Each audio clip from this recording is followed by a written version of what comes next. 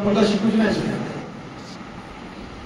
आणि समजा दिल्लीतला मुलगा तुम्ही बघाल आणि उद्या भंडाऱ्यातला मुलगा बघाल आणि पालनपूर क्षेत्रामध्ये नाही तर साकोली छोट्या गावातला मुलगा म्हणून कंपॅरिझन आहे का? शिक्षणामध्ये फरक आहे का नाही? टीचिंग मध्ये पण परीक्षा तर नीटच्या त्या सारख्याच असतात ना. मग आपण कुठं ना कुठं मागे पडतोय का नाही? म्हणून त्या लेवलच्या इंटरनॅशनल लेवलचं शिक्षण आपल्याला गावखेड्यामध्ये झालं पाहिजे. अशी साहेबांचं विजन मला दिसलं. तसंच स्वर्गीय चंदन सिंहजी रोटेले यांचे जे स्वप्न होते गावखेड्यामध्ये, आमच्या वडिलांचे स्वप्न होते, आपल्याला पूर्ण करायचंच आहे. काल शिक्षण दिवस झालं. बिना शिक्षक आणि गुरुने हा देश काही चालत नाही.